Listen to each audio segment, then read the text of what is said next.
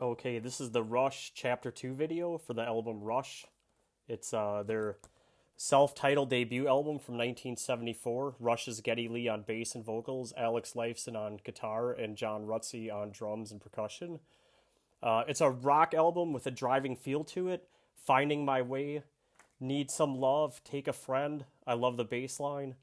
What You Are Doing, In the Mood, Working Man, those are the top tracks. Working Man defines the album with its tempo, hardcore, big power chord riffs.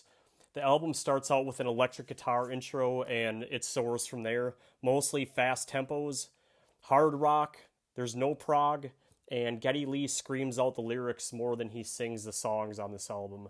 The drumming is consistent hard rock drumming from John Rutsey. You can play this album on a Thursday or Friday night after work or whenever you need a boost in energy. And Before and After is a song that has a slow tempo introduction, seems to be about a broken relationship. I'm not one to dig into interpreting lyrics, that's just what I think when I hear it. The tempo speeds up for the verse and chorus in uh, Before and After.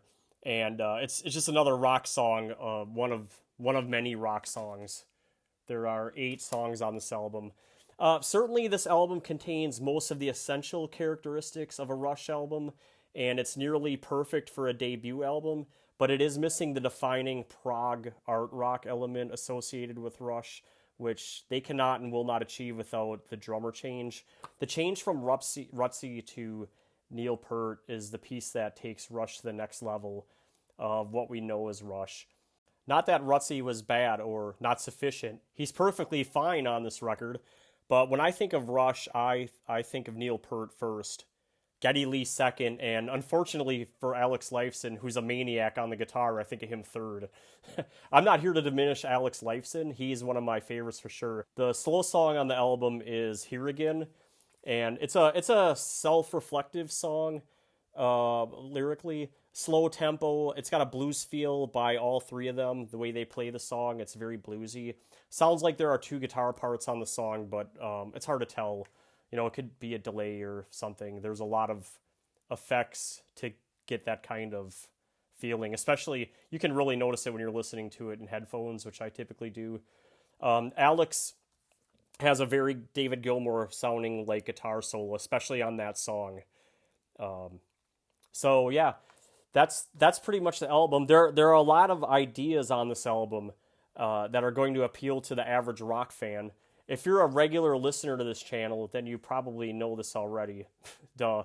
It's a rocker in line with Led Zeppelin or Kiss, but with Kiss you've got the half step tune down on the guitars, so it doesn't sound like that, but you know what I mean. The closest Rush albums to this in terms of sounds, feel, and vibe are, I would say, Fly By Night and Feedback, which is a covers album. And I think that says more about Feedback than it does about Rush. It's Feedback. It's an album like Rush that resembles the bands that influence them. So if you've ever heard Feedback, they're doing like Cream and some other bands that they really liked, and that's what you hear on this. It's a rock and roll album. So that's it. That's the chapter 2 on Rush. I thought about like, well, what would I want to put on these chapter 2s?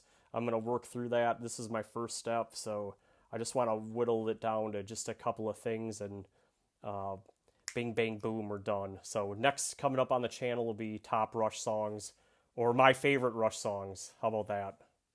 Thanks everybody. I look forward to your comments.